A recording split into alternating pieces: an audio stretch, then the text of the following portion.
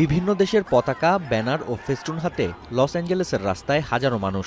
অভিবাসন বিরোধী অভিযানের বিরুদ্ধে এই আন্দোলন চলছে গেল ৬ দিন ধরে, তবে একটুও পাল্টেনি দৃশ্যপট। আন্দোলনের জনস্রোত থামাতে বল প্রয়োগের পাশাপাশি নির্বিচারে ধরপাকড় চালাচ্ছে পুলিশ। টানা দ্বিতীয় দিনের মতো শহরটিতে জারি রয়েছে রাত্রিকালীন কারফিউ। পাশাপাশি দ্রুততার সঙ্গে কার্যকর করা হচ্ছে অভিবাসীদের নির্বাসন। ইতোমধ্যে বিক্ষোভ ছড়িয়ে পড়েছে শিকাগো, নিউ ইয়র্ক, ওয়াশিংটন ও অস্টিন সহ ১৭টি শহরে। বেশ কয়েকটি শহরে ব্যবসা প্রতিষ্ঠানে চলছে লুটপাট। কেসারেন শেকড় থেকে শিখরে।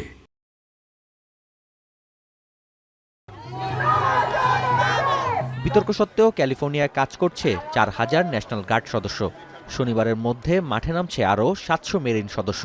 পরিস্থিতি নিয়ন্ত্রণে টেক্সাসেও ন্যাশনাল গার্ড পাঠিয়েছে পেন্টাগন। যদিও যুক্তরাষ্ট্র জুড়ে বিক্ষোভ ছড়িয়ে পড়া সম্পর্কে কিছুই জানেন না ডোনাল্ড ট্রাম্প। মার্কিন প্রেসিডেন্টের দাবি, ক্যালিফোর্নিয়া অঙ্গরাজ্য সরকারের ব্যর্থতায় পরিস্থিতির অবনতি হয়েছে।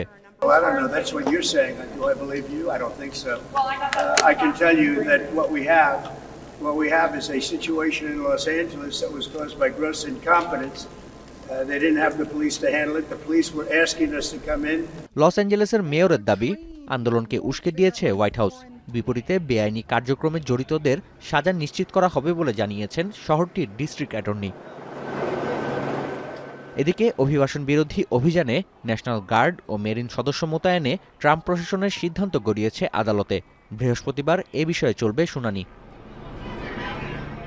নাফিয়া আরমান মনন, এখন বিশ্ব।